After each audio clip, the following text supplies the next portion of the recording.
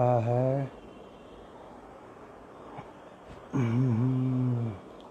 Phone तो ठीक है। और हम लोग तैयार हैं अपने आज के लाइव सेशन के लिए।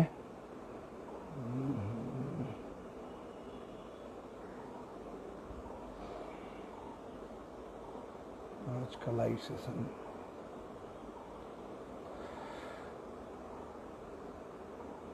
हाय सुमित, रजनीश भैया हम लोग से जुड़ गए हैं, सहर आफसा जी जुड़ गई हैं, ऑफिशियल अमरजीत जी जुड़ गए हैं, काफ़ी लोग जुड़ रहे हैं और धीरे धीरे लोग जुड़ रहे हैं। तो फिर हम लोग आज के हमारे जो गेस्ट हैं प्रिंस दुबे जी जुड़ गए हैं। नमस्कार, मैं हूं निशांत उज्ज्वल और आप देख रहे हैं भोजपुरी की बात निशांत के साथ। दोस्तों, पिछले 3 हफ्ते से हम ये कार्यक्रम कर रहे हैं और आप लोगों का काफ़ी स्नेह प्रेम इस शो को मिल रहा है।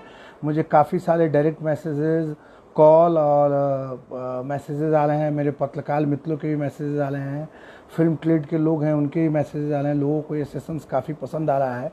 और पिछले 3 हफ्ते में हमने भोजपुरी जगत के 3 बड़े सितारे रवि किशन भैया, दिनेश लाल यादव निरहुआ भैया, मनोज तिवारी भैया से बातचीत की है। और पिछले हफ्ते मनोज भैया हम लोग के साथ इस सेशन में थे और उनको मनोज भैया ने भोजपुरी सिनेमा को लेके काफ़ी खुल के बातचीत की हम लोगों से। और आज भी मैं आपको एक भोजपुरी सिनेमा के बड़े शख्सियत से, बड़े सुपरस्टार से इस भोजपुरी की बात में बातचीत कराऊंगा और उनसे हम लोग भोजपुरी सिनेमा को लेके बातचीत करेंगे। तो कनेक्ट करते हैं हम लोग आज के अपने गेस्ट के साथ। और बोलना चाहूँगा कि आप लोग लॉकडाउन का पालन करें, घर में रहें और बहुत ज़्यादा जब ज़रूरत नहीं हो तो घर से बाहर नहीं निकलें। जुड़ते जा रहे हैं लोग हम लोगों से। मैं अच्छा हूँ सहर आफसा जी, मैं बढ़िया हूँ प्रिंस जी। अक्षय जी नमस्कार, अक्षय जी भी जुड़ गई हैं। खेसारी जी के भी काफ़ी फैंस हम लोग से जुड़े हुए हैं।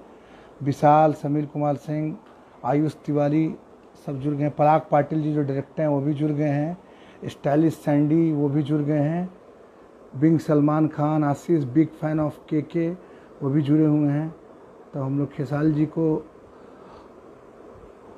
देखते हैं, खेसारी भैया कहाँ हैं और उनको कनेक्ट करते हैं खेसारी जी को कि आज की बातचीत हम लोग चालू करें।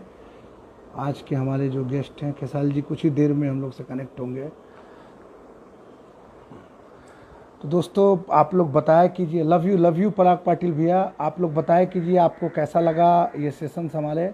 और इस माध्यम से हम लोग ऐसे ऐसे सवाल जो काफ़ी फैंस लोग पूछना चाहते हैं, कुछ पत्रकार मित्र आर्टिस्टों से पूछना चाहते हैं, वो सब सवाल हम लोग कलाकारों से पूछते हैं। और खुशी की बात है कि हर कलाकार बेबाक रूप से उसका जवाब भी दे रहे हैं।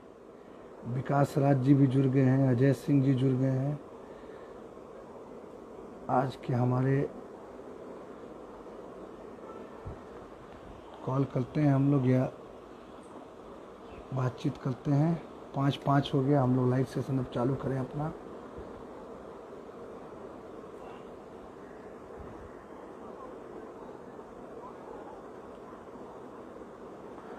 हाँ भी आ गया हूँ लाइव, आप कनेक्ट कीजिए। ओके भैया, आप भी भेजिए। थैंक यू अक्षरा जी, मैं आउटस्टैंडिंग नहीं हुई, आप लोगों का प्रेम है।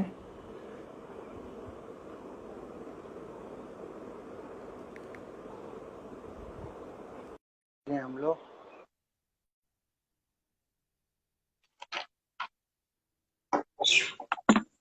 भैया नमस्ते। प्रणाम प्रणाम प्रणाम प्रणाम। क्या हाल चाल, कैसे हैं आप?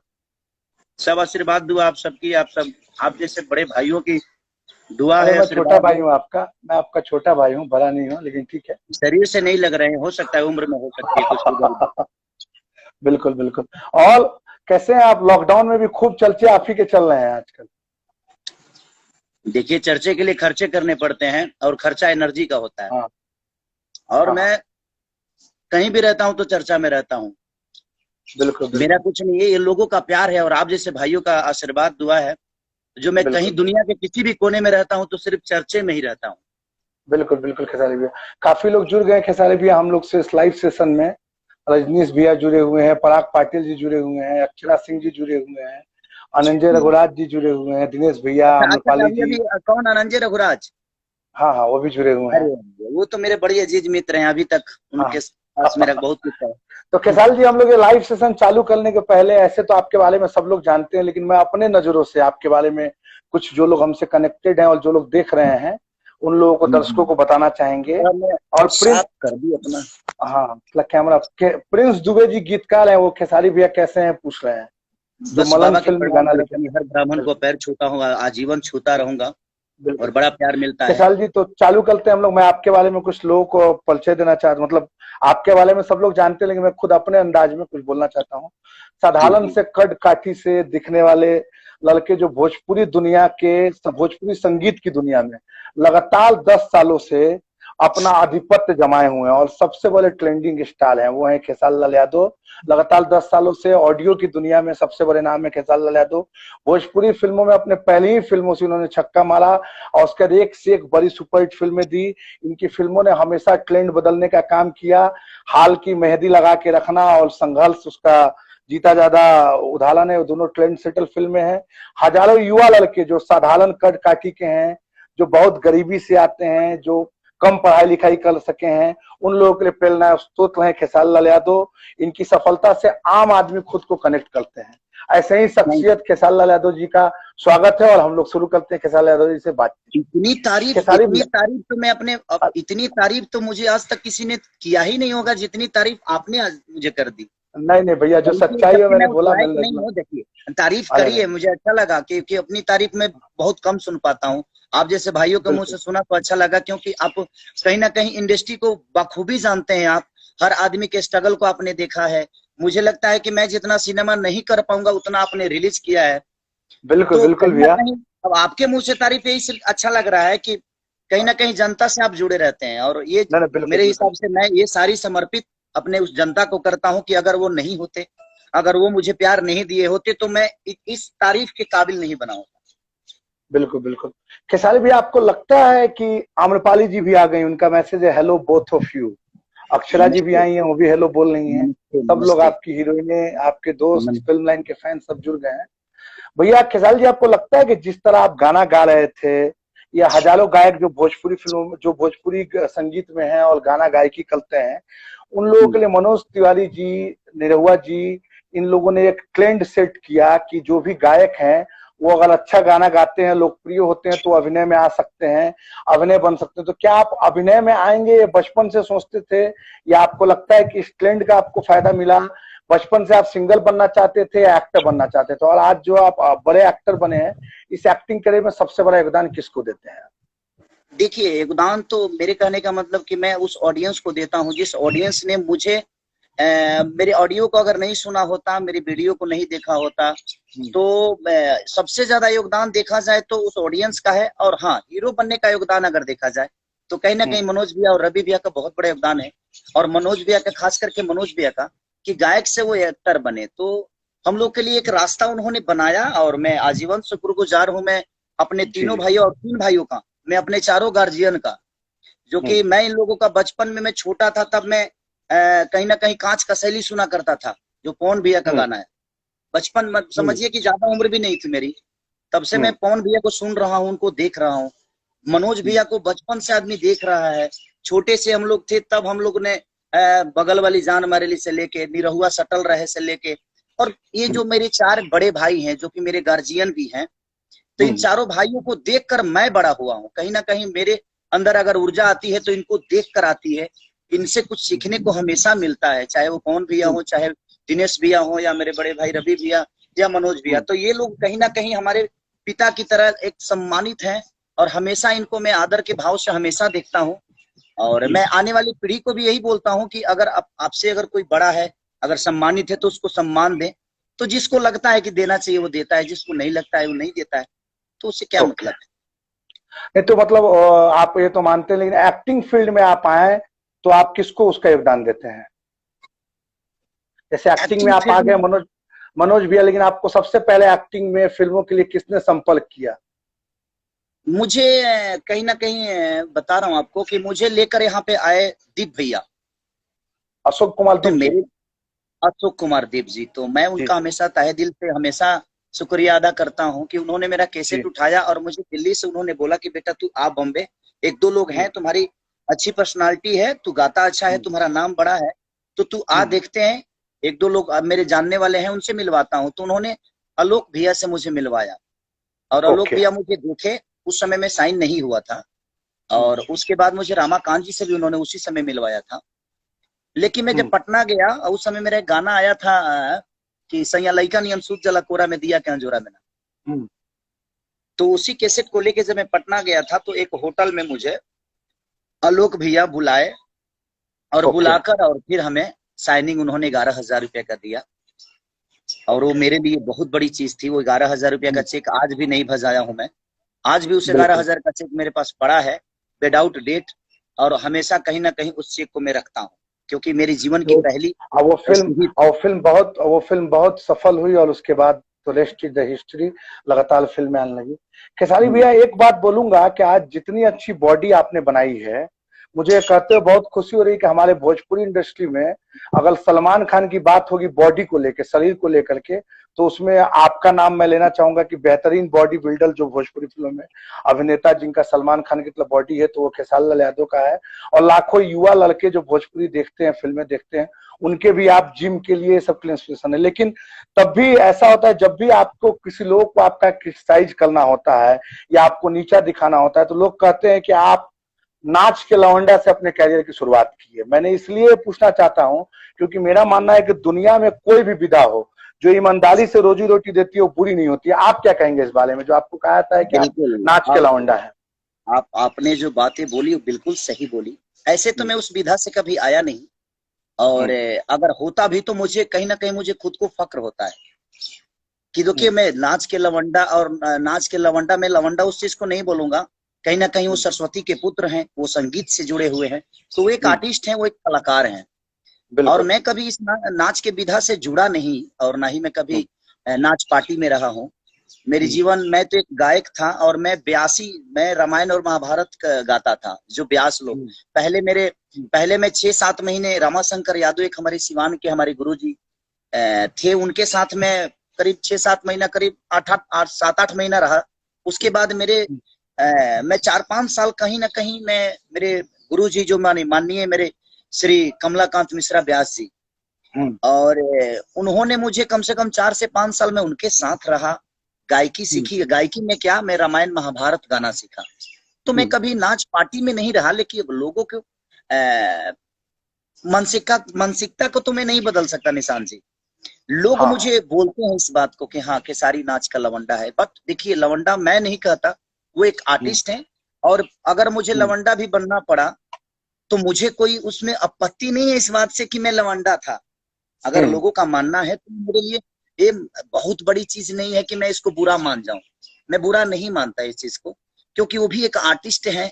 दिन भर बताइए, कोई रोजी रोटी अपना करता है, हल चलाता है, ये करता है, पेट के लिए ही तो करता है। तो पृथ्वी एक स्टेज की तरह है, और हर आदमी अपने अपने कर्तव्य के साथ उस पर डांस कर रहा है। अगर मैं नाचता हूँ, अगर मैं मान के चलिए मैं साड़ी पहन के नाचता हूँ, तो कहीं ना कहीं मैं अपने पेट के लिए नाच रहा हूँ, अपने बीवी बच्चों के पालनहार के लिए, अपने बीवी बच्चों की सुख सुविधा के लिए नाच रहा हूँ। बिल्कुल। अगर इसको दुनिया अगर मानती है कि ये विधा बहुत गंदा है तो सर सॉरी, मैं तो ये बात को नहीं मानता। मैं उसको सरस्वती के पुत्र, और नाचने के लिए जहां बात है, रासलीला किए ना भगवान कृष्ण, तो वो भी तो एक नचनिया थे। तो जिस ईश्वर ने हमें पैदा किया, हमें दुनिया दी, हमें इस पृथ्वी पर खेलने के लिए। देखिए आम्रपाली जी लिख रही हैं कि जब आप ऑन स्क्रीन लड़की बनते हैं तो अच्छी अच्छी हीरोइनों को पीछे छोड़ देते हैं। ये कॉम्प्लीमेंट दे रही हैं क्या मेरे लिए? हाँ, कॉम्प्लीमेंट ही हुआ ना। मतलब आपको ये सब लोग, अगर आपके दुश्मन जो है वो कभी भी ये सब चीजों को लेकर अगर आपको टारगेट करते हैं तो आपको इसका कोई फर्क नहीं पड़ता है। नहीं, मुझे फर्क इसलिए नहीं पड़ता कि मैं पेट के लिए करता हूं, और वो जो करते हैं वो मेरे नजर में बहुत बड़े हैं। जो नाच में लोग कलाकारी करते हैं, जो नाचते हैं, डांस करते हैं, सर मैं अगर होता भी ना, उस विधा से आया भी होता, तो मुझे इस बात का दुख कभी नहीं होता, और ना ही कभी दुख होगा मुझे। तो मैं यही कहूंगा कि नहीं, तो मैं यही कहूंगा कि उस लाइन में जो भी है अपने बच्चों का अगर पालन हार कर रहा है और वो संगीत डांस करके कर रहा है, तो जिन लोगों के नजर में ये चीजें गलत है उनसे भी मैं ये पूछना चाहता हूं कि हर आदमी तो नाचता ही है। कोई कलम लेकर नाच रहा है, कोई तमूर बजाता है, तो कोई पिस्टिंग बजाता है, तो कोई किलाट बजा रहा है, कोई साड़ी पहन रहा है। जहां तक सवाल है, हमारे यहाँ कुछ लोग, अपने इंडस्ट्री के भी लोग हैं, खेसारी भैया कुछ लोग लिख रहे हैं कि आप क्लियर नहीं दिख रहे हैं, धूप बहुत ज्यादा आपके ऊपर है, थोड़ा बहुत साइड करके अगर मैनेज कर सकते हैं। हाँ अब सही हो गया, अब सही हो गया। एक मिनट में एक्चुअली वो, हाँ क्या करिएगा। चलिए तो बोलने अभी दीजिए लोगों को वही, क्योंकि अब काफी, मैं हाँ ऐसे अच्छा ही रख अभी सही लेता आ हूँ, रहा मैं ऐसे है, ही अभी रख आ रहा है लेता सही। जी जी अभी आ रहा है सही। हूँ। तो मेरे कहने का मतलब कि देखिए, हमारे यहाँ कुछ लोग जो अनपढ़ लोग हैं, जिनको इस हम्म बात का ज्ञान नहीं है कि संगीत का मतलब क्या होता है, हम्म उसी इस वही आदमी इस चीज को गलत बोलता है कि हाँ ये लवंडा है, ये इस टाइप का है, वैसा है। ठीक है, अच्छी बात है, मैं कुछ तो हूँ और मैं अपने बच्चों को पाल तो रहा हूँ, भीख मांग कहीं गलत काम तो नहीं कर रहा हूँ। दूसरी बिल्कुल चीज, बिल्कुल। एक और बात बता रहा हूँ आपको कि बताइए वही ना भैया। कमल हसन जब साड़ी पहनकर इंडस्ट्री में नाचते हैं, हाँ तो वही चाची कलाकार 420 के में रूप में बने नाचते थे, हैं। हाँ। चाची 420 में जब कमल हसन ने नाचा तो दुनिया ने उनकी तारीफ की। अंटी नंबर 1 में गोविंदा जी ने जब नाचे तो हाँ दुनिया ने उनको अपने हाथों में अपने दिल में बैठाया और उनको एक बिल्कुल आर्टिस्ट का रूप दिया, एक कलाकार का रूप दिया। दूसरी बिल्कुल चीज, जब बच्चन साहब साड़ी पहनकर नाचे तो उनको दुनिया ने एक कलाकार के रूप में देखा। हमारी बिल्कुल। सबसे बड़ी प्रॉब्लम ये है हमारे भोजपुरी की कि अगर हम कुछ अच्छा करने की, अगर हम अपने आप को कुछ अच्छे ग्रेड में लेकर जाने की कोशिश करते हैं तो हम्म कुछ लोगों को प्रॉब्लम होती है, जो कि हमारे इंडस्ट्री से भी जुड़े हुए हैं। हम्म ऐसा नहीं है कि हमें लवंडा बोलने वाला और डांसर बोलने वाला और छक्का बोलने वाला सिर्फ पब्लिक है, ये इंडस्ट्री के लोगों ने हवा नहीं नहीं, बनाया उसको। पब्लिक तो प्यार करती है तब इतना वाला सुपरस्टार बना है, वो कहीं ना यस कहीं यस आपके जो यस, विरोधी होते हैं। चलिए जी जी जी, खेसारी जिनको जी, जिनको खेस, जिनको मैं बिल्कुल खटकता हूँ, जिनको हाँ मैं प्रॉब्लम करता हूँ, जिनको आगे बढ़ने में रुकावट डालता हूँ, जबकि मैं किसी के हाथ नहीं खींचता, मैं अपने बिल्कुल। काम से अपने आप को ऊपर करता हूँ, मैं अपनी लकीरों को बड़ा करता हूँ, किसी की लकीर को छोटा करने की कोशिश नहीं करता। बट उनको लगता है कि ये बड़ा कैसे हो गया। भाई जी, मैं अपनी गरीबी बताऊंगा तो आप रो दोगे। नहीं मैं बताऊंगा उस खेसारी जी, आदमी हूँ कि मैं पूछूंगा आपसे, गरीबी को आऊंगा। अभी मैं पूछना चाहता हूँ खेसारी हाँ, जी तो हमारी मुद्दा जो कि थी सुनिए, तो हाँ वो जब नाचते हैं तो उनको दुनिया आर्टिस्ट का रूप देती है। लेकिन जब हम साड़ी, अच्छी बताइए, हमारे बड़े भाई दिनेश भैया ने साड़ी नहीं पहना? हाँ बिल्कुल पाना। वो मेरे बड़े भाई हैं। क्या पवन भैया ने प्रेम, साड़ी नहीं पहना? बिल्कुल बिल्कुल पाना। पवन पुरवैया में पूरी अरे फिल्म भाई सिनेमा मुझे लगता है रवि किशन रवि जी ने भी भैया ने पहना है साड़ी सबने। पहना और सबने पहना है। और ये लेकिन मेरे अंदर एक आर्टिस्ट जैसे पुलिस बनता है, जैसे डॉन बनता है, जैसे रोमांस करता है, कॉलेज गोइंग बॉय, वैसे ही एक वो कैरेक्टर है।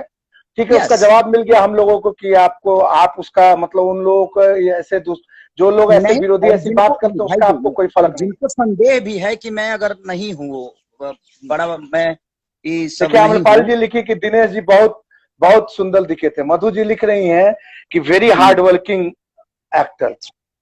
थैंक यू थैंक यू, आप दोनों को दिल से थैंक यू। आप लोगों ने तो, आपके बिल्कुल साथ मैंने सिनेमा भी की है और अमरपाली जी के साथ तो मैंने कोई सिनेमा नहीं की है। और मेरी, बिल्कुल मैं क्या बोलूंगा, मैं बाद में बोलूंगा जो मेरे लिए किया है। बिल्कुल भैया। लेकिन मैंने मधु जी आप के साथ दो तीन आप सिनेमा किए। बिल्कुल बिल्कुल बिल्कुल, आप हमेशा विवादों में रहते हैं। जब तक लोग हम्म, आपके साथ होते हैं तो ठीक हम्म। होता है, जैसे ही वो आपके साथ मतलब नहीं होते हैं तो आप डोली में गोली मार देते हैं, किसी को भताल भटियाला बोल देते हैं। मतलब आप अपने गानों से लोगों से बदला लेते हैं।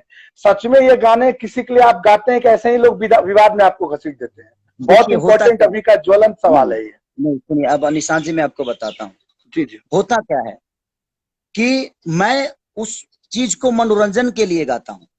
हम्म एक प्रेमी एक प्रेमिका के लिए कितना आक्रोश में रहता है जब उसको, अगर वो छोड़ने की बात करती है।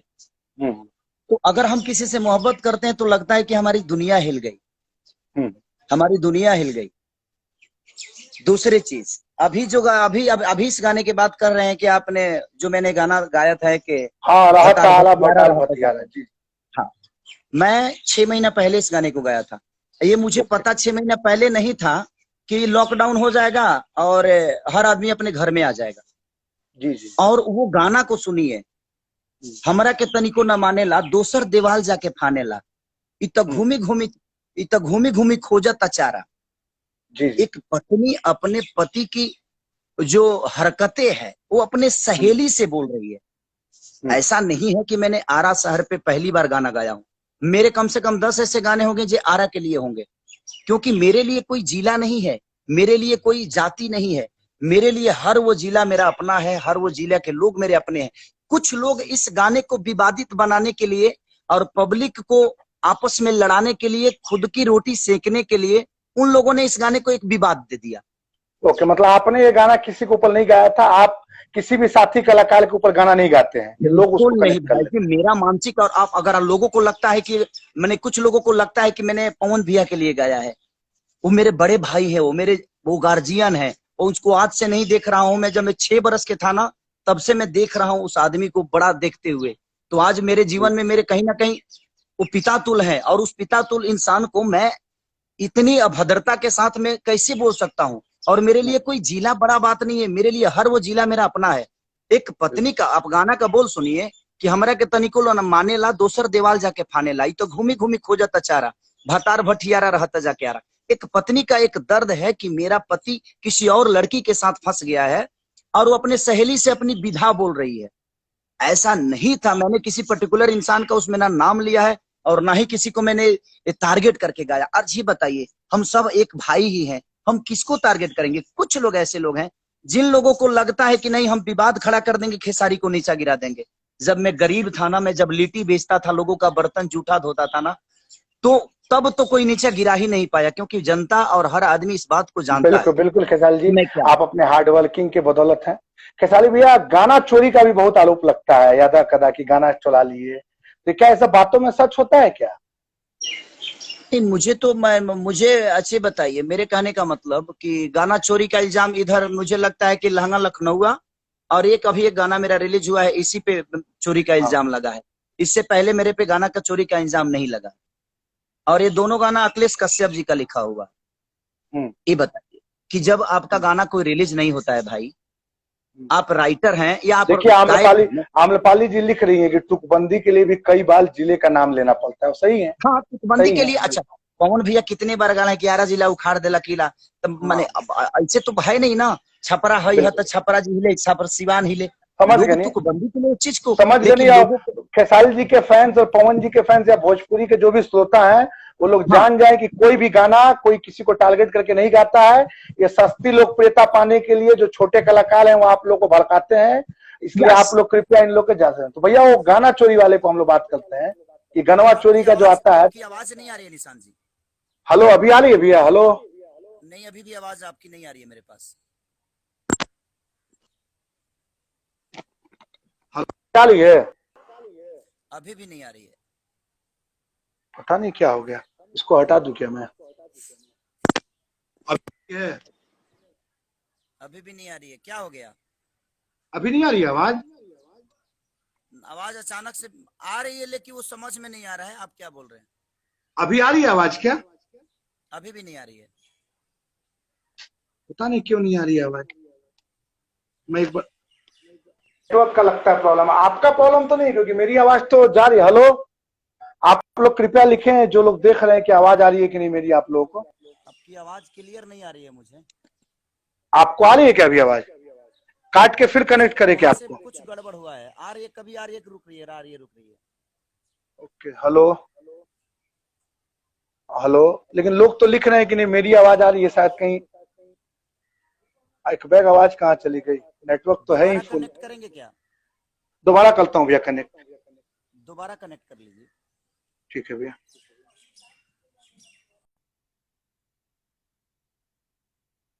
खेसारी जी की आवाज में प्रॉब्लम आ रहा है, फिर से हम लोग खेसारी जी को कनेक्ट करते हैं।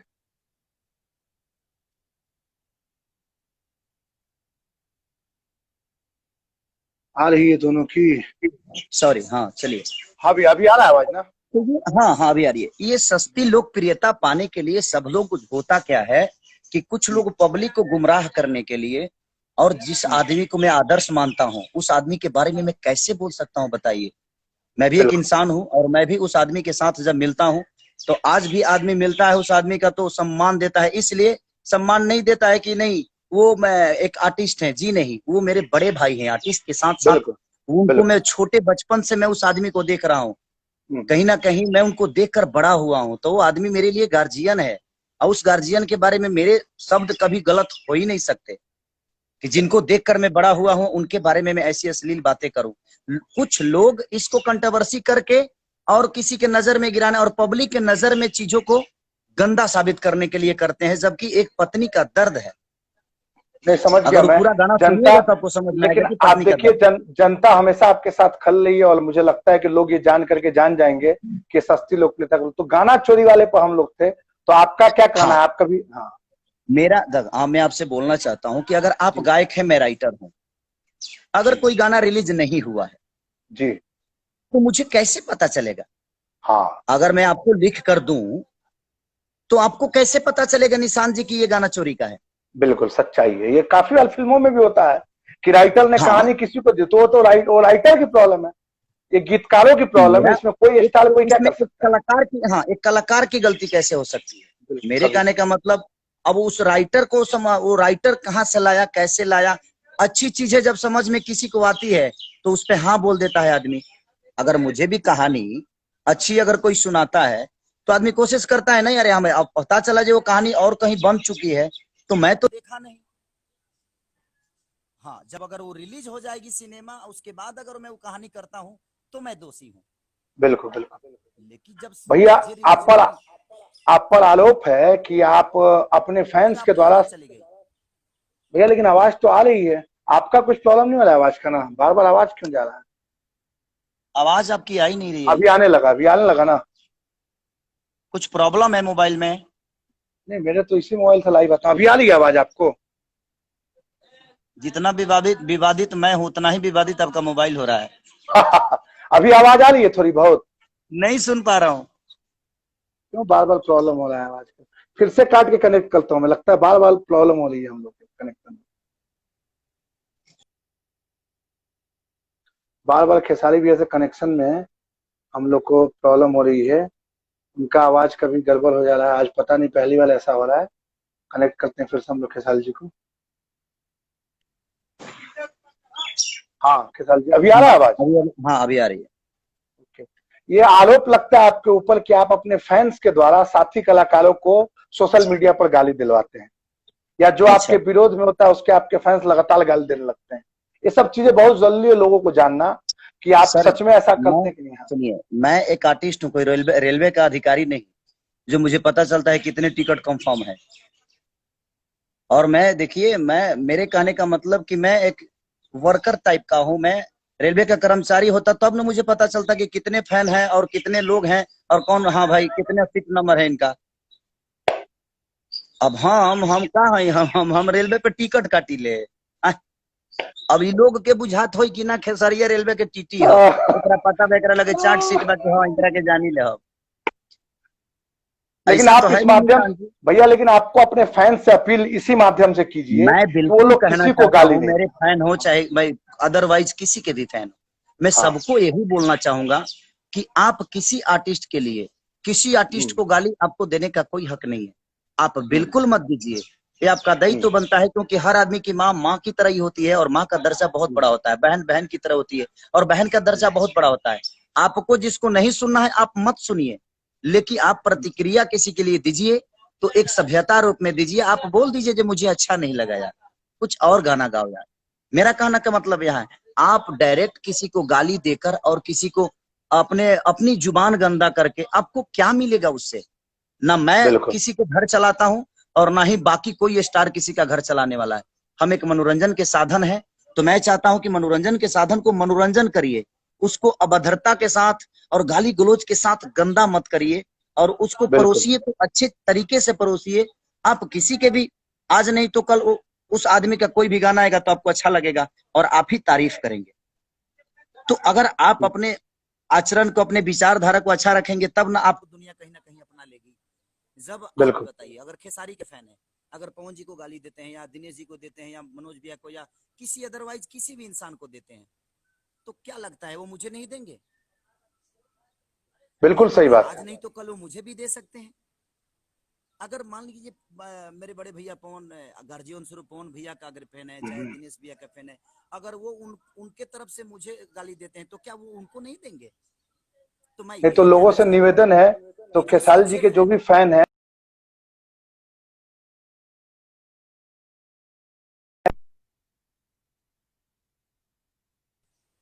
बिल्कुल खेसारी भैया थोड़ा फिल्मों की बात करते हैं। कुछ लोग, देखिए कुछ लोग हैं, हम भाइयों से भी कहता हूँ कि वो हमारे भाई हैं, वो हमारे गार्जियन स्वरूप हैं, वो हमारे ईश्वर की तरह है। खेसारी भैया खेसारी भैया आप हेडफोन, फिर आवाज नहीं आ रही। आप हेडफोन यूज करते हैं क्या? हेडफोन आवाज ही नहीं आ रही भाई जी, क्या हो गया है मोबाइल? आप हेडफोन यूज करते हैं? मेरा तांडव नहीं बर्दाश्त कर पा रहा है क्या आपका मोबाइल? आप हेडफोन यूज करते हैं क्या? देखिए मधु जी लिख रही हैं, रजनीश अच्छा दोबारा कर रहे हैं तो हो रहा है, लेकिन वो लोग लिख रहे हैं खेसारी जी की आवाज नहीं आ रही, तो आप हेडफोन यूज कीजिए ना थोड़ा। अच्छा हेडफोन यूज करूं? हाँ हेडफोन यूज कीजिए ना। थोड़ा फिल्मों की बात भी करते हैं हम लोग, तब तक आप हेडफोन लगाइए। आज हम लोग का सेशन काफी चलेगा, मुझे लगता है दोस्तों 2 घंटे तक बातचीत चलेगी। 1 घंटे बाद ये अपने आप कट हो जाएगा, फिर मैं कनेक्ट करूंगा, आप लोग जाइएगा नहीं। बहुत अच्छे सवाल है और खेसारी जी बहुत बेबाकी से जवाब दे रहे हैं। खेसारी जी हम लोग फिल्मों की बात करते हैं, अभी आवाज आ रहा है ना? हाँ अभी आ रहा है। खेसारी जी आप बहुत बड़े सितारे हैं, आपकी पहली फिल्म साजन के ससुराल बहुत बड़ी हिट हुई, उसके बाद जान तेल नाम प्यार झुकता नहीं, ये सब नागिन, ये सब फिल्में बहुत बड़ी बड़ी हिट हुई। हथकड़ी दिनेश जी के साथ, पवन जी के साथ प्रतिज्ञा, ये सब फिल्में काफी चली। हाल में मेहदी, संघर्ष, बलम जी, आई लव यू, सबने बहुत बड़ा व्यवसाय किया। क्या बात है कि आजकल किसी भी सितारे की, नॉट खेसारी लाल, भोजपुरी में कोई भी सितारे हैं, उनकी फिल्में सिनेमा घरों में अच्छा परफॉर्म नहीं करती हैं और मुश्किल से 1 हफ्ते 2 हफ्ते में उतल जाती है। इस पर क्या बोलेंगे आप? बहुत सॉरी, मेरा करता है, बाकी किसी का करे या ना करे उससे देखिए, मैं तो नहीं जानता, बट मेरा करता है। ओके आप देख लीजिए, इधर जितने भी मेरी सिनेमा है, चाहे वो मेहंदी लगा कर रखना 3 हो, संघर्ष हो, अब क्या बागी हो, बलम जी लभवी हो, मैंने जितने इधर मेरा सिनेमा हुए हैं सारे के सारे, आपसे मैं ही पूछना चाहता हूं, क्या इसके परफॉर्म अच्छे नहीं थे क्या? नहीं अच्छे थे, बिल्कुल अच्छे थे। बाकी सिनेमाओं से अच्छे थे कि नहीं? हाँ तो मेरा करता है, मेरा करता है। बाकी देखिए, बाकी क्या करता है उससे मुझे कोई लेना देना नहीं, सब अपने किस्मत से चलता है। मेरी किस्मत कहीं ना कहीं पब्लिक और जनता खेसारी को अपने दिल में बसाती है, प्यार करती है और सबको करती है। मैं किसी के लिए नहीं बोल रहा हूँ, सब लोग अपने ही हैं, अपने इंडस्ट्री के लोग हैं, अपने इंडस्ट्री में मेरा चलता है। उसका रीजन बताता हूँ भाई जी, मैं बहुत कम टाइम में सिनेमा करता हूँ, बहुत कम टाइम में सिनेमा करता हूँ। मैं 25 दिन में सिनेमा क्योंकि मैं काम करता हूँ, सिर्फ काम ही करता हूँ। अगर मुझे 7 बजे जाना है तो मैं 7 बजे जाऊंगा, 6 बजे जाना है। एक दिन आप अमरपाली जी से पूछिएगा, शायद आप टाइम से आए थे कि नहीं, आ गया था भाई। मेहंदी का गाना जब मैं कर रहा था तो एक दिन पहले मेरा शो था राजकोट में पूरी रात शो किया और 12 बजे तक शो करके ड्राइव करके मैं अहमदाबाद आया। अहमदाबाद से मैं 7 बजे आपके सेट पे था। बिल्कुल थे भैया। और अमरपाली जी भी 7 बजे सेट पे पहुंची थी, बिल्कुल पहुंची हुई थी। गाना उस शूट किया था हम लोगों ने, वो वैसलीन लागे लो। हाँ वैसलीन बोला, केकरा ला लगा के वैसलीन जान दे किलिल रखे लू। बिल्कुल बिल्कुल बिल्कुल। तो सबसे बड़ी कि मेरी सिनेमा इसलिए धंधा करती है कि मैं आज के डेट में, आज मैं 2-3 साल से मैं कहानियों पे वर्क करता हूँ। मैं बिना, मुझे अच्छा नहीं लगा तो मैं कहानी नहीं करता हूँ, और अकेला मेरा ही योगदान नहीं है उसमें। आप स्क्रिप्ट पर काफी काम करते हैं? बिल्कुल काम करता हूँ, मैं म्यूजिक पे काम करता हूँ, स्क्रिप्ट पे काम करता हूँ, और मैं काम करने जाता हूँ तो सिर्फ काम ही करता हूँ। खेसारी जी मैं काम करने जाता हूँ तो बिल्कुल। एक सवाल और है, आपने अच्छा बोला कि आप स्क्रिप्ट बहुत अच्छा चुनते हैं और आपकी काफी फिल्मों में हम लोगों ने देखा है कि कुछ नया नया स्क्रिप्ट होता भी है, लेकिन आलोक सिंह जी प्रोड्यूसर हैं जिन्होंने आपको लॉन्च किया। आप खुद ही उनकी काफी तारीफ किए कि वो एक माध्यम बने और आपको उन्होंने फिल्मों में बड़ा मुकाम जो मिला है उसमें उनका बहुत बड़ा योगदान है। आपको लेकर उन्होंने 1 से 1 फिल्में बनाई। एक फिल्म आपको लेकर वो बनाना चाहते थे, उस स्क्रिप्ट को उन्होंने आपको सुनाया भी। उस फिल्म के डायरेक्टर उन्होंने सतीश जैन जी को लगा था, जिन्होंने रिक्शा वाला, निर्वा हिंदुस्तानी जैसी सुपरहिट, निर्वा रिक्शा वाला 2 और निर्वा हिंदुस्तानी जैसी सुपरहिट फिल्में दी थी। उस फिल्म को आपने ना बोल दिया, जबकि सेम स्क्रिप्ट पर छत्तीसगढ़ में फिल्म बनी। वो फिल्म हमेशा बहुत बड़ी ऑल टाइम रिकॉर्ड हुई छत्तीसगढ़ में, और छत्तीसगढ़ में उस इंडस्ट्री को एक नया रूप दे दिया उस स्क्रिप्ट में। तो कैसे बोलते हैं आपके स्क्रिप्ट पर काम करते हैं? इसमें कहाँ चूक हो गई आपसे कि आपने आलोक जी जिसने लॉन्च किया उनका कहानी आपने रिजेक्ट कर दिया, उनकी फिल्म को रिजेक्ट कर दिया? नहीं, देखिए निशांत जी, कभी कभी चीजें होती है परिस्थिति और स्थिति। उस समय मैं काफी व्यस्त था, काफी बिजी था, और उस बात का मुझे आज भी अफसोस है। ऐसा नहीं कि मैं हर चीज को उंगली रखता हूं तो सही हो जाती है। उस समय आलोक भैया बिल्कुल सही थे, कहीं ना कहीं डायरेक्टर हमारे जो सतीश जैन है वो भी बिल्कुल सही थे, लेकिन उस समय की जो परिस्थिति मेरी थी, मैं काफी व्यस्त था और काफी इतना सर पे लोड था कि मैं उस सिनेमा को डेट देने में मुझे लगता था कि मैं किसी को अगर डेट दे दिया हूं, अगर उसका हिलाऊंगा तो कहीं ना कहीं यार तकलीफ होगी उसको भी, क्योंकि सबके साइनिंग हो चुके हैं, किसी का डायरेक्टर साइन है तो हीरोइन साइन है तो ये साइन है तो वो साइन है, उन लोगों को तकलीफ हो जाती। और उस बात का मुझे भी कहीं ना कहीं अफसोस है भाई जी कि मैं वो चीजें गलत किया था। और ऐसा नहीं कि मैं एक ईश्वर हूं कि मैं किसी भी गलत कर दूं, और उस समय मैं अपने आप को रॉन्ग बता रहा हूं अपने। और कहीं ना कहीं उस समय आलोक भैया बिल्कुल राइट थे, और आलोक भैया हमेशा राइट रहते हैं, वो कुछ भी करे मेरे लिए वो हमेशा राइट हैं। और उस समय क्या चूक हुई, परिस्थितियों की वजह से मैं आलोक सिनेमा भैया, नहीं कर पाया। खेसारी जी को आपके स्क्रिप्ट पर कोई संशय नहीं था, आपके मेकिंग सेंस पर कोई संशय नहीं था। कुछ चीजें होती हैं जो परिस्थितिवश होता है, तो कृपया आप आइए और फिल्म फिर से बनाइए, हम लोग सब आपका वेट कर रहे हैं। खेसारी जी, आपके ऊपर आरोप लगता है कि आपने गायकी उद्योग में जातिवाद का सहारा लिया, जातिगत भावनाओं को उठाकर आप सफल हुए हैं गायकी में। फिल्मों में तो जाति नहीं होती है, गायकी में लोग बोलते हैं कि आपने फैंस को जातिगत आधार पर बांटा कि मैं यादव हूं तो फलना, ऐसा है क्या कुछ? देखिए भाई जी, बात ये है कि मैं एक गरीब परिवार से आता हूँ। हाँ मेरी जो परवरिश हुई है वो हाफ पैंट में हुई है। जी जी मैं दूध बेच के उसमें कुछ पानी मिला के अपने खर्चे चलाया करता था। जी जी मैं अपने गांव में भी बहुत सारी चीजें देखा हूँ। मैं जाकर भारती कैसेट एक था, मैं आज आपको पूरी अब जीवन बता रहा हूँ। अरे जीवन पूछेंगे हम लोग, ये जातिगत खाली आप बताइए ना, इसके बाद हम पूछेंगे ना। देखिए होता क्या है कि कुछ लोग हुआ क्या, जे मैं कुछ लोगों से मेरी पंगा थी। और पंगा क्या कि एक कार्यक्रम के लेके कुछ ऐसा विवाद हुआ था, और एक समुदाय, तो मुझे मालूम है। हाँ, एक समुदाय की वजह से मेरे तरफ पथराव हुआ। हाँ, पथराव हुआ तो मैं कहीं ना कहीं दुखी हुआ कि मैं किसी का आज तक नहीं बिगाड़ा। मैं हमेशा लोगों के दिल में रहने का काम करता हूँ, लोगों की मदद करता हूँ, हेल्प करता हूँ। आखिर मैंने किसी का क्या बिगाड़ा है? अब उसी में कहीं ना कहीं मुझे लगा जो उस समुदाय के ऊपर मैंने बात की, उस आदमी के ऊपर मैंने बात की, और लोग उसको जातिवाद दे दिए। मतलब आप जातिवाद के उस जाति के चक्कर में नहीं होते हैं, जातिवादी भाई जी, संगीत की कोई जात ही नहीं होती है, कोई सीमा ही नहीं होती है। अगर सीमा होती और जात होता तो पाकिस्तान से कलाकार आकर और हिंदुस्तान में गाना नहीं गाते। क्या बात है, बहुत सही बात बोला आपने। तो भाई ये आप लोग जो आरोप लगाते हैं, वो भी आरोप का खेसारी जी ने जवाब दिया है। जो भी इनके फैन या दूसरे कलाकारों के फैन है, आप लोग ये देखिए भैया। क्या अच्छा बताइए, अगर जातिवाद की बात होती तो पाकिस्तान हिंदुस्तान में बहुत ज्यादा नफरत है। बिल्कुल। तो पाकिस्तान के कलाकार यहाँ आते हैं और गाते हैं और हम खुशी से उनका स्वागत करते हैं। तो जब वहां जातिवाद नहीं है महाराज, तो हम कैसे कलाकार होकर जातिवाद कर सकते हैं? ये कुछ लोगों का भ्रम है कि उनका रोटी सेकना है, और कुछ लोग उल्टा तीर अपने अंदर ले लेते हैं। वही प्रॉब्लम है, इस गाने के साथ भी हुआ और उस समय भी हुआ। खेसारी भैया, देखा जाता है अमूमन की जो भोजपुरी के सुपरस्टार अभिनेता हैं, वह नए निर्देशकों को बहुत ज्यादा चांस नहीं देते हैं। और चांस तब देते हैं नए निर्देशकों को, नए डायरेक्टर्स को बहुत कम चांस देते हैं। और चांस भी तब देते हैं, जो कि मनोज भैया ने भी पिछले इंटरव्यू में बताया कि हम लोग कहानी वानी थोड़ी देखते थे, पैसा देखते थे, तो ज्यादा पैसा देखते। लेकिन इन मामलों में आप शाबाशी के पात्र हैं कि आपने काफी नए डायरेक्टरों को, या स्थापित, नए नहीं भी बोले तो स्थापित जो डायरेक्टर अपने आप को प्रूफ नहीं कर पाए, उनको आपने चांस दिया। आपने उनको चांस दिया। जैसे रजनीश मिश्रा जी म्यूजिक डायरेक्टर थे, उन्होंने पहली फिल्म दी तो आपने चांस दिया। पराग पाटिल जी बहुत सारे फिल्म कर चुके थे, लेकिन उनका कोई स्टार के साथ उनकी फिल्म नहीं आई थी, आपने उनके साथ फिल्म किया संघर्ष। मंजुल ठाकुर जी आपके पहले काफी फिल्में किए थे, लेकिन वो सफलता नहीं मिल पाई थी उनको, आपने उनको लहू के दो रंग में आपने उनके साथ काम किया और आपने प्रूफ किया। तो ये साहस हौसला कहाँ चला पाते हैं आप कि नए निर्देशकों पर भरोसा करते हैं? जबकि रजनीश जी के केस में तो कई उनके मित्र अभिनेताओं ने भी उन पर भरोसा नहीं किया था। तो ये साहस हौसला कहाँ चला पाते हैं आपकी नए निर्देशकों के साथ भी काम करते हैं? और जबकि मुझे मालूम है निजी तौर पर कि इन फिल्मों में आपने पैसों में भी बहुत ज्यादा ये नहीं दिखाया है, तो कैसे ये हौसला ला पाते हैं?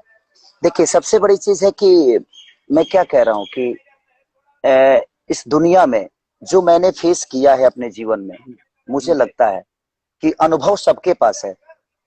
रजनीश मिश्रा हो, हमारे यहाँ तक कि प्रियमांशु जी भी, जब वो मेरे साथ सिनेमा किए थे तो उनकी भी पहली सिनेमा थी और मेरी भी पहली सिनेमा थी। प्रियमांशु जी एक फिल्म कर चुके थे, भैया के साली रहने वाली। अच्छा, ओके, तो मुझे पता नहीं था उस समय। हाँ, मैं उस समय छोटा था भैया, देखा था उस सिनेमा, मैंने देखा था। हाँ। तो मेरा हंस क्यों रहे हैं आप? फिर इसको भी लोग विवाद कर देगा। नहीं नहीं नहीं नहीं नहीं, बोलिए ना, मेरा आदत है थोड़ा बहुत हंसना चाहिए ना। तो मेरा लोग मानना बोलते हैं कि मैं यहाँ, हंसता नहीं हूँ, तो अभी तक मैं जो इंटरव्यू कर रहा था सब सीनियर कलाकार लोग थे। आप मेरे हम उम्र भाई हैं, तो मैं आपके सामने हंस सकता हूँ ना, इसलिए बोलिए। आज जूनियर के साथ मिले हैं आप। ना ना ना, जूनियर कैसे आप फिल्म लाइन में भले जूनियर है, लेकिन उम्र में तो हमारे जूनियर नहीं। नहीं, एक्चुअली वही बातें बोल रहा हूँ ना, आज मैं आपका जूनियर ही हूँ। प्रशांत हाँ, निशांत एक बहुत बड़ा नाम है और वो अरे बिल्कुल रहेगा। भैया, आप लोग का आशीर्वाद और है भैया। बिल्कुल। निर्देशक, जहां तक बात है निर्देशक और हाँ डायरेक्टर की, निर्देशक डायरेक्टर को हाँ बोलते हैं ना? हाँ हाँ भाई, डायरेक्टर को बोलते हैं। तो नए नए निर्देशकों को आप कैसे मौका देते हैं? हाँ, अब बताता हूँ आपको। एक्चुअली कोई भी चीज जब नई होती है ना, तो उसके अंदर पावर बहुत होता है, हम्म। कुछ कर गुजरने की क्षमता बहुत होती है। जी। तो मुझे ऐसा लगता है, और जब जितने भी लोग आए मेरे साथ काम करने के लिए, जब वो मुझे सुनाए, कहानी सुनाए, तो मुझे लगा कि यार कहानी अच्छी है, इनके अंदर ऊर्जा है। और मैं मंजुल ठाकुर के साथ, जब मैं शुरू में पहला उनके साथ जब सिनेमा किया था लहू के दो रंग, वो बहुत बड़ी हिट थी, आप भी जानते हैं। जी। पावर था उस आदमी के अंदर, मैंने भागते थे, मंजुल जी भागते थे, ये करो वो करो, मैंने वो आदमी सोता नहीं था।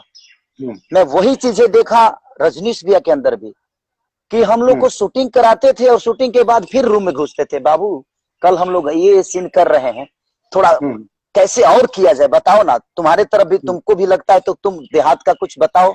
और वो आदमी तो देहात के ही हैं, कहीं ना कहीं रजनीश भैया देहात से ही बिलोंग करते हैं। बिल्कुल बिल्कुल बिल्कुल बिल्कुल। और मैं जितने लोगों के साथ भाई जी मैंने काम किया ना, मुझे लगता है कि मैंने उनको कभी कुछ सजेशन दिया ही नहीं। जो मुझे लगता था, मैं गाने में सजेशन देता हूँ, गाने में बैठता हूँ, कहानी में मुझे लगता है कि शब्दों में, डायलॉग में मैं बोल सकता हूँ। लेकिन ये जितने लोग हैं, कहीं ना कहीं सारे के सारे अनुभवी हैं, और इनके पास बहुत सारी चीजें हैं, बशर्ते इनको मौका नहीं मिलता था, इसलिए शायद ये बहुत पीछे थे। हो सकता है कि मैं सूत्रधार बन गया और इनके साथ काम किया, तो ये चीजें, मतलब लेकिन मेरा उसमें कोई योगदान नहीं है। जैसे आप नए थे, आपको लोगों ने मौका दिया, तो आप भी अच्छी सोच को पहचानते हैं और मौका यस यस, कोशिश यही है मेरी कि मुझे भी एक्टिंग का ये नहीं आता था और ना ही आता है, लेकिन उसके बावजूद भी मेरे पे दुनिया विश्वास करती है ना। आप इतने सारे सिनेमा का प्रोड्यूसर हैं, अथी डिस्ट्रीब्यूटर हैं, लेकिन आपने जब सिनेमा भाई बनाए तो खेसारी लाल यादव को चुना, तो सबसे बड़ी खुशनसीबी तो मेरा है कि इतने सिनेमाओं का आपका भी साथ रहा और हम लोगों ने बेहतरीन फिल्म बनाई है। आज कम से लॉकडाउन के बाद लोगों को फिर से 2 से 3 हजार सिनेमा आपने रिलीज किया होगा। बिल्कुल बिल्कुल भैया। तो वो सिनेमा रिलीज करने का एक अनुभव, देखने का अनुभव, उसके बावजूद भी आपने किसी के साथ नहीं बनाया, मेरे साथ बनाया। तो ये मेरा कहीं ना कहीं क्या बोलेंगे उसको, कि कहीं ना कहीं मेरा फक्र से सीना ऊंचा होता है कि यार नहीं, इतने लोगों में सबसे बेस्ट मैं आपके लिए रहा। ये मैं सैल्यूट करता हूँ आपको निशांत जी, कि मेहदी 3 का हीरो आपने मुझे चुना। अरे बिल्कुल भैया, आपने जीवन में बहुत गरीबी देखी है। आपने फुटपाथ पर भी चना बेचा है, लिट्टी बेची, आपके पिताजी ने भी काफी संघर्ष किए हैं। आजकल गरीबी को लेके काफी हम लोग देख रहे हैं, क्योंकि मजदूर लोग सड़क पर उतर पाए। तो ये बातें आपने कई बार अपने स्टेज शो के माध्यम से भी लोगों को बताई है, लेकिन लोग सही से जान नहीं। तो अपने इंडस्ट्री के लोग और जो लोग इसको देख रहे हैं, उन लोगों को अपने कुछ संघर्ष के बारे में बताइए, जो गरीबी आपने देखी है। देखिए, मेरे जीवन में मैं पहले दूध बेचता था। दूध बेचने के बाद मैं दिल्ली गया। दिल्ली जाने के बाद मैं धागा कटिंग किया, कम से कम 3-4 महीना धागा कटिंग किया स्पॉट में। वहां से मैं निकला तो गाने की इच्छा थी, तो मैं 600 700 रुपये मिलता था तो दुगोला कार्यक्रम करता था, और मैंने किया। उसमें से कुछ पैसे आते, जुगाते गया, बटोरते गया, बटोर कर मैंने एक कैसेट गाया। वो कैसेट फ्लॉप हो गया। कैसेट फ्लॉप होने के बाद मैं टूट गया, क्योंकि उस समय मैं 7,500 रुपये लगा के वो कैसेट गाया था। ऑडियो का जमाना था, मैं बहुत धूप में घुमा कि कैसेट लेता नहीं था। मैं जिस कैसेट दुकान पे जाता था भाई, कोई ऐसा आदमी नहीं था जो मेरे माँ और बहन की गाली नहीं दिया था। अरे बाप। लेकिन ऐसे कलाकार आपके मोतिहारी शहर में पिपरा कोठी एक जगह है। बिल्कुल बिल्कुल, पिपरा कोठी एक जगह है। वहां पे एक रिंकू नाम का लड़का था जो कैसेट बेचता था। आज भी मुझे याद है, वो 12 नहीं 14 बरस पहले, 15 बरस पहले की बात बोल रहा हूँ। हाँ। रिंकू नाम का लड़का था। उसके टेबल पे मैं 2 रात सोया हूँ, गमछी ओढ़ के, ठंडी के दिन में। और उसके घर से अंडा 2 आया था, तो 2 रोटी और 2 अंडा खाकर मैं 2 रात सोया था। वाह। तो वो मेरी जीवन थी। मैं 10 रुपये बचाने के लिए मैं मोतिहारी से आपके मोहम्मदपुर मोड़ है, मोहम्मदपुर गोपालगंज मोड़, मोहम्मदपुर मॉल। हाँ, तो गोपालगंज मोहम्मदपुर मोड़ पे मैं बस के ऊपर, गर्मी के दिन में, मई का दिन था जब तीसरी कैसेट लेके आया, मई के दिन में मैं छत पे बैठकर और 5 रुपये बचा लिया था, 5 रुपया किराया दिया था, 5 रुपये बचाया था, तो 5 रुपये का 2 रुपये का 2 लिट्टी खाया था और 3 रुपये बचाया था, तो उस समय दिलबाग गुटखा खाता था मैं भाई। दिलबाग उस गुटखा, समय हाँ, तो दिलबाग 1 रुपया का मिलता था, तो एगो दिलबाग मुंह में पहले फाड़ के खाते थे, अब खेसारी जी नहीं खाते हैं गुटखा, तो आप लोग कोई गुटखा उटका मत खाइएगा। अरे गुटखा भी नुकसान करता है भाई जी। हाँ, नुकसान तो एक्चुअली अब रास्ता मुझे 12 किलोमीटर पैदल चलना था, इसलिए उस गुटके का सहारा लेना पड़ा मुझे। ऐसे में खाता नहीं था, और देखिए लेकिन आज उस आपका गुटके का मेहनत सहारा रंग लेना लाया पड़ा। है। आज गुटके का आपकी सहारा मेहनत लेकर रंग मैं लाई है। हाँ 25 किलोमीटर में पैदल चला था और उस अपने घर तक गया था, क्योंकि उसके बाद मेरे पास पैसे नहीं थे। तो वो सारी जीवन है। शादी हो गया, फिर लिट्टी चोखा, मैं गुड्डू रंगीला जो है उनके यहाँ 2 महीने नौकर रहा हूं, मैं उनके घर के रोटी बनाता था, झाड़ू पोछा करता था। मैं भारतीय कैसेट में मैं कम से कम मुझे लगता है कि 6 महीने में उस भारतीय कैसेट में झाड़ू लगाया हूँ। और महेश भैया मेरे वो गार्जियन स्वरूप थे, गार्जियन महेश स्वरूप है परदेसी भी, जी। महेश परदेसी राइटर जो हैं, उन्होंने मुझे बहुत प्यार दिया है और देते भी हैं। तो कहीं ना कहीं महेश भैया का, और मैं ऐसा आदमी की छोटे भाई की तरह बिना पैर दाबे उनका मैं नहीं सोता था। क्या बात। तो चलिए कहीं ना महेश कहीं जी भी प्यार जहाँ मिला होंगे ऐसा देख गया। रहे हैं। नहीं तो खेसारी जी आपके इन्हीं सब प्रयत्नों का असर हुआ कि आप बहुत बड़े स्टार बने और लगातार स्टार बने हुए हैं। भैया आप अपने परिवार के काफी करीब हैं, ईश्वर की कृपा से आपका बहुत सुखी परिवार है। आपकी पुतली कृति को से भी मैं भी मिला हूँ, लोग भी काफी उसको देखते होंगे। आपका बेटा ऋषभ से भी मिला हूँ, बहुत नटखट है। आपकी वाइफ चंदा भाभी से भी मैं मिला हूँ। आपका परिवार भोजपुरी के अभिनेताओं में अकेला परिवार है जो सबसे कनेक्टेड है, हर डायरेक्टर, हर प्रोड्यूसर। और आप कोई भी अपना जो घर की खुशियों का आयोजन होता है, बर्थडे बच्चे का, बेटी का बर्थडे या भाभी का, या आप अपनी शादी का सालगिरह, ये सब इंडस्ट्री के लोगों के साथ मिलकर सेलिब्रेट करते हैं। मैं बोलना चाहूंगा कि रवि जी को छोड़ के भोजपुरी में एकमात्र आप ही एक अभिनेता, रवि जी के अलावा, छोड़ कर नहीं, रवि जी के अलावा, जो फैमिली के साथ इतनी अच्छी बॉन्डिंग है परिवार के साथ, उस बारे में आप क्या कहेंगे? देखिए, कहीं ना कहीं लोग कहते हैं ना, हमारे भोजपुरी में कहावत होती है चाहे कहीं भी, कि जो परिवार का नहीं हुआ किसी और का कैसे हो सकता है। हमारे बुजुर्ग बोले कि जो अपना अपन आदमी के ना दूसरा के कैसे हुई, लोग कहेला। सबसे बड़ी कि परिवार एक ऐसी चीज है कि आपको ताकत देती है, और मेरा सिर्फ परिवार है, मेरे पास परिवार है इसलिए आप आते हैं। मेरे पास परिवार है इसलिए आपका भी परिवार, अगर आप जिस दिन से आपकी शादी हो जाएगी निशांत जी, उस दिन आप परिवार, आप मेरे घर आएंगे तो अपने परिवार के साथ आएंगे, अकेले नहीं आएंगे, क्योंकि मेरे घर पे मेरा परिवार है। बिल्कुल। आज रजनीश भैया, प्रियांशु जी, अभय भैया, चाहे जितने भी लोग हैं, जितने भी डायरेक्टर प्रोड्यूसर जितने भी हैं, सब लोग अपने परिवार के साथ मेरे घर पे आते हैं, इसलिए क्योंकि मेरे पास परिवार है जी। और इनका बहुत बड़ा योगदान है भाई जी। मैं आपसे क्या बताऊं कि मैं इनका कर्जा शायद कभी नहीं चुका पाऊंगा, जो इन लोगों ने मेरे लिए किया है। मैं कुछ नहीं था। परिवार का साथ बहुत इंपॉर्टेंट होता है, बहुत इंपॉर्टेंट होता है। और आज इस लॉकडाउन ने और मजबूत बना दिया परिवार के प्रति जो मोहब्बत थी, इस लॉकडाउन ने और मजबूत कर दिया और बड़ा बना दिया कि नहीं यार, इस दुनिया में ना पैसे का मोल है ना किसी चीज का मोल है, अगर है तो फैमिली का है। और जो जनता हमें मोहब्बत देती है उसको ईश्वर हमेशा बनाए रखे। मैं ईश्वर से यही प्रार्थना करता हूँ कि इन लोगों की जिंदगी बनी रहे ताकि हम ऐसे ही खुश रहें। बाकी फैमिली के अलावा भी आरोप लगता है कि समय समय पर फिल्म इंडस्ट्री में भी आपकी फैमिली बनते रहती है, कभी किसी हीरोइन के साथ, कभी किसी के साथ। भले आप इस पर कुछ ना बोले, लेकिन ये बातें दबी जुबान से इंडस्ट्री में होती है। इस कारण क्या होता है कि नई लड़कियां जो होती हैं वो नहीं आती कि वो यहाँ तो हीरो के साथ अफेयर करना होता है, हीरोइन बनना पड़ता है, तो खेसारी जी के साथ इस पर क्या बोलेंगे खेसारी जी? अगर ऐसी कुछ बातें हैं क्या? ये सवाल एक आदमी और पूछा था मुझसे हाँ, कि अगर आपको शादी करना होगा तो आप किस हीरोइन से? मैं वो पूछूंगा भैया, हीरोइन वाला। ये खाली मैं ये पूछा हूँ आपसे कि आपका परिवार जो है वो अफेयर होता रहता है, जैसे फैमिली में भाभी बारी हमनी के चंदा भाभी, ऐसे बाहरों में कोनो कोनो हीरोइन से रोमांस होता है। नहीं, देखिए सबसे बड़ी चीज कि हमारा वो काम है, वो हमारा काम है। हम अगर लव नहीं करेंगे तो पब्लिक के लिए सब नहीं करेंगे, क्योंकि लव हमारे लिए बहुत इंपॉर्टेंट चीज है। और कहीं ना कहीं देखिए, हम आज नहीं, वो तो हमारा हर हीरोइन के साथ है, अफेयर तो हमारे हर हीरोइन के साथ रहता है। इसलिए रहता है क्योंकि वो एक स्क्रिप्ट का डिमांड है। ओके, वो अफेयर जो है मतलब स्क्रिप्ट का डिमांड है। वो सिर्फ पर्दे पर ही होता है, रियल लाइफ में नहीं होता है। बिल्कुल नहीं, बिल्कुल रियल लाइफ में तो सर, रियल लाइफ में मैं कम थोड़ी हूँ। मेरी फैमिली को पूरी दुनिया जानती है कि मैं क्या हूँ और मेरे पास क्या है। भैया, प्रोड्यूसर्स का आरोप होता है कि खेसारी लाल यादव अपनी फिल्मों में हीरोइनों को भी रिकॉग्नाइज करते हैं, क्या बोलेंगे इस बारे में? आपसे सवाल करूंगा मैं, बोलिए ना। आपने मुझे सिनेमा में मेहंदी 3 किया, हाँ, तो मैंने कुछ बोला था? नहीं बोला था। आपको अरे रिकमेंड किया था? मेरी बात नहीं किया था, लेकिन लोग बोलते हैं, प्रमाण है, काफी फिल्मों में आपने किया है। अब वो कहाँ ये किया क्यों है? करते हैं वो बताइए। किया अब ये नहीं, मैं खुले मंच पर नहीं बोल सकता हूँ, लेकिन कल से लोग ऐसा बोलते हैं। हो नहीं, सकता है अब कभी बताता कोई। हूँ। नहीं, बताता हूँ, अब बताता हूँ। कुछ सिनेमा ऐसी होती है जो उसी एक्टर के देख कर बना जाता है।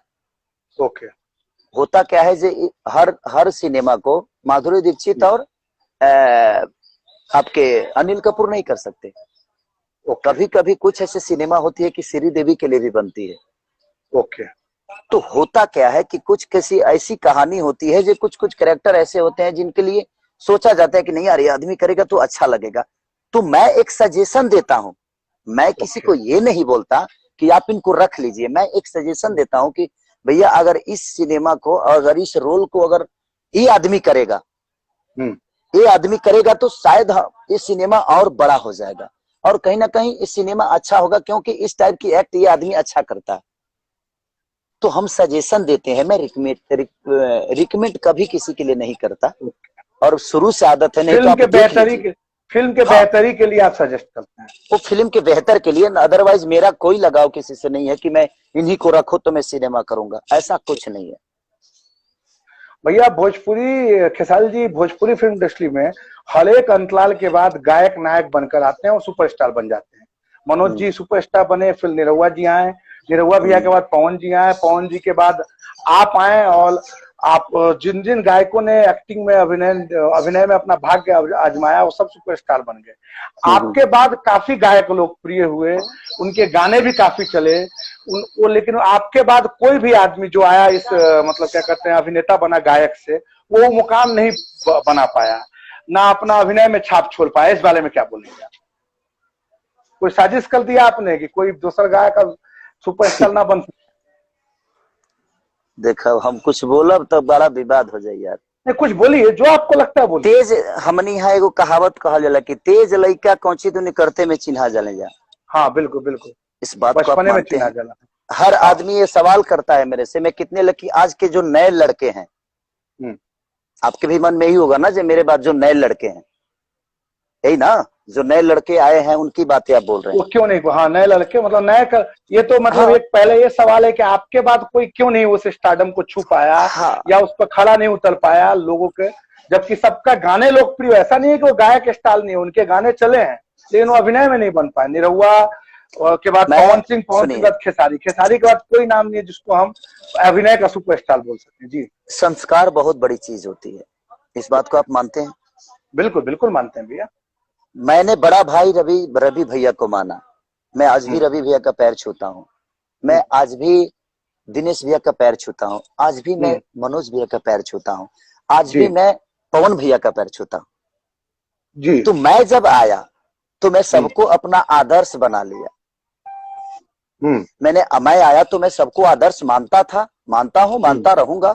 और मैंने सबकी सम्मान की, मैंने किसी को बेइज्जत नहीं किया, और ना ही मैंने किसी की अपने आप से तुलना की।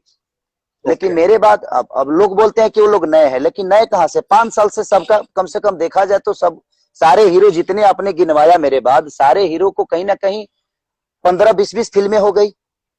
बिल्कुल। तो आपको क्या लगता है, उन लोगों में किनमें संभावना लगता है कि नए कलाकारों में जो कुछ आगे कर सके? मैं तो नया ही बोलूंगा। देखिए, मैं इस पे टिप्पणी करना नहीं चाहूंगा। संभावना होती तो अब तक हो गया होता, लेकिन संभावना मैं क्या बोलूं। इंसान सिर्फ गायक बनने से एक्टर नहीं हो सकता। हमारे गाने 5,000 मिलियन जा सकते हैं भाई जी, वो 2 मिनट के गाने हैं, 3 मिनट के गाने हैं, लेकिन 2.5 घंटे आपको झेलने के लिए बहुत कुछ करना पड़ता है। चलिए इसी पर आपके यही 2.5 मिनट के गाने पर मैं एक सवाल करता हूँ कि भोजपुरी संगीत में बहुत काम हो रहा है, एल्बम के गाने और फिल्मों के गानों में बहुत अंतर नहीं रहता है, समानता ही होती है। जब इवन गायक अपने जो होते हैं, जो भी गायक वीडियो एल्बम गाते हैं, वो खुद उसमें एक्टिंग करते हैं, तो और गाने वो भी काफी हिट होते हैं, तो लोग आपको फिल्मों में देखने क्यों जाए? जब खेसारी लाल अपने गाने पर यूट्यूब में फ्री पर उपलब्ध है, तो सिनेमा घरों में लोग क्यों देखने जाए खेसारी लाल को, जबकि गाने वैसे ही होते हैं, खेसारी लाल जी वही खेसारी लाल होते हैं। मैं वही तो आपसे बोल रहा हूँ भाई जी। हाँ, कि एल्बम में खेसारी भी, मुझे लगता है कि सबसे ज्यादा गाना गाने वाला मैं ही आदमी हूँ हर हाँ, सीजन बिल्कुल का। आप ही, बिल्कुल उसके बावजूद भी खेसारी की फिल्में आती है तो रुकती नहीं है, उड़ जाती है, चलती नहीं उड़ती है। बिल्कुल चलती नहीं है, उड़ती है, तड़तड़ाती है साला, जहां जाइए एकदम बने पंपमा जाती है। उसका रीजन क्या है? बिल्कुल। हाँ, खेसारी ऑडियो में कुछ अलग है और सिनेमा में कुछ अलग है। ओके, मतलब आपका 3 कहना है मिनट कि लोगों को अलग होना चाहिए। देखिए 3 मिनट तो महाराज बंदर का नाच भी दुनिया देख लेती है, कहीं मदारी आता है तो। मैं एक बात बोल रहा हूँ, मैं हकीकत बातें बोल रहा हूँ, मैं जी, ये जी, जी। कोई बनावटी बातें नहीं और किसी के भड़काने के लिए नहीं बोल रहा हूँ। ना, तो ना, ना, 3 बिल्कुल, मिनट के लिए 3 मिनट के लिए कोई किसी को एंजॉय दे सकता है, लेकिन 2.5 घंटा एंजॉय दिलाने के लिए हमें खुद पे बहुत मेहनत करनी पड़ती है। हमें हर विधा पे काम करता है, अपने बॉडी पे, अपने जुबान पे, अपने स्टाइल पे, अपने आंखों पे, अपने बातों पे, अपने चाल पे, अपने डांस पे, अपने फाइट पे, अपने पहनाव पे, अपने कपड़ों पे, अपने स्टाइल पे, हर उस चीज पे आपको काम करनी पड़ती है। आपने सिर्फ एक गायकी किया तो आपने 3 मिनट लोगों को अपना बना लिया 3 मिनट में, लेकिन 2.5 घंटे के लिए अपना बनाने के लिए हमें कितनी वर्क करनी पड़ती होगी भाई साहब। तो 2.5 घंटे किसी को अगर आपको अपना बनाना है तो उसके लिए 2.5 घंटे वाला वर्क करना पड़ेगा आपको। ओके, मतलब मैं आपके लॉकडाउन हिसाब में से भी फिल्म आपके मेरे हिसाब से मैं आज भी अपने घर में कम से कम 600 डिप्स मारता हूँ। ओके, अपने आप पर मेहनत करना चाहिए मैं व्यक्ति को, खुद अगर पे आपको मेहनत दिखता है। करता हूँ, मैं खुद पे मेहनत करता हूँ क्योंकि मुझे खुद को प्रेजेंट करना है और मैं लोगों का विश्वास हूँ। मैं कहीं ना कहीं धड़कता हूँ लोगों के धड़कन में, दिल में। तो हमें कितनी वर्क करनी पड़ेगी। यहाँ परिवार आपका अपना साथ छोड़ देता है कभी कभी भाई जी, और आज 40 करोड़ जनता को अपना बनाने के लिए कितना वर्क करना पड़ता होगा। तो आप नहीं बिल्कुल, करेंगे तो कैसे होगा। और जब आते हैं, जितने भी लोग आए हैं मेरे, जितने भी, जबकि देखिए उम्र में सब लोग मेरे से बड़े हैं, सबसे मैं छोटा ही हूँ, सब लोग मेरे सीनियर ही हैं, देखा जाए तो गायकी में भी सीनियर हैं और मैं सबका जूनियर हूँ। जितने भी मेरे भाई हैं जो 20-20 से सिनेमा कर चुके हैं, सब लोग मेरे भाई हैं और सब लोग बड़े भाई की तरह। ऐसा नहीं, उम्र में भी छोटा हूँ मैं, गायकी में भी छोटा हूँ, एक्टिंग में भी छोटा हूँ। ये लोग मेरे से पहले भी बहुत सारी चीजें कर चुके हैं, लेकिन नहीं नहीं, चलना और चलना। एक्टिंग में तो छोटे नहीं है, क्योंकि लोग आपको खूब प्यार दे रहे हैं, तो एक्टिंग में छोटा नहीं बोलूंगा। खेसारी जी, भोजपुरी के सितारे एक ही पॉलिटिकल पार्टी में सब लोग हैं, जितने भी सितारे हैं, मनोज भैया, दिनेश भैया, रवि भैया, पवन जी। आप कभी बीजेपी, कभी आरजेडी, कभी जेडीयू, कभी कांग्रेस, कभी क्या कहते हैं सपा, किस पार्टी में आप हैं? देखिए मैं किसी पार्टी का नहीं हूं और मैं सब पार्टी का हूं। हाँ। मैं उस जनता के पार्टी का हूं जहां जनता जाती है। हम्म। मेरे कहने का मतलब कि मैं अगर बीजेपी के प्रचार के लिए कहीं जाता हूं तो मैं वहां उस प्रचार के लिए नहीं जाता, मैं उस जनता के लिए जाता हूं जो खेसारी को देखने आती है, ताकि मैं इसी बहाने उस जनता से मिल लूंगा और उनका प्यार लेके आ जाऊंगा यार। तो मैं उस कभी पार्टी के लिए नहीं गया और प्रत्याशी के लिए नहीं, मैं उस जनता के लिए जाता हूं कि इसी बहाने मैं उस जनता से मिल लूंगा, उनका प्यार मिल जाएगा। हमारे जाने और ना जाने से क्या फर्क पड़ता है, ऐसा थोड़ी है। मैं तो जाता हूं खाली एंजॉय करने के, उनको देखूंगा, मिलूंगा और तो बात आगे करूंगा। चल के आप भी राजनीति में आ सकते हैं, जैसे बाकी सब ये तो अभिनेता लोग समय आए। बताएगा, मैं उससे पहले कुछ नहीं। अभी तो भाई अब क्या कर रहे हो राजनीति में, मुझे अभी मत ढकेलो आप। अभी तो मैं 30 वर्ष राज करूंगा, मैं यहीं पे देख रहे उड़ रहा हूं, मैं देख रहे हैं अभी जिस तरह रवि भैया उड़ते हैं, मैं उड़ रहा हूं अभी, और उड़ रहा हूं, और आप कह रहे हो कि आप राजनीति में चले जाइए। मुझे भी खेसारी जी। लोगों का प्यार चाहिए हम्म, और वो नहीं, बहुत मनोरंजन ही से चाहिए। मैं चाहता हूं कि मैं मतलब लोगों का एंजॉय कराऊं, मैं खुशियों में हमेशा नाचूं, गाऊं, खेसारी कूदूं भैया, और उनके ये दुख में लाइव, कमा के ये जाकर खर्चा मेरे करूं। जो भी लोग ये देख रहे हैं लाइव, अभी 2-20 सेकंड में कट हो जाएगा, फिर से रिकनेक्ट होंगे हम लोग, क्योंकि इंस्टाग्राम में 1 घंटे में लाइव होता है। और अभी एक घंटे और हम लोग बात करेंगे खेसारी भाई से। खेसारी भाई मैं 2 मिनट बाद फिर कनेक्ट होऊंगा आपसे। ये कनेक्ट जो भी लोग देख रहे हैं, आप लोग कहीं जाइएगा नहीं, फिर से 2 मिनट में मैं कनेक्ट हो रहा हूँ IGTV वीडियो डाउनलोड करने के बाद।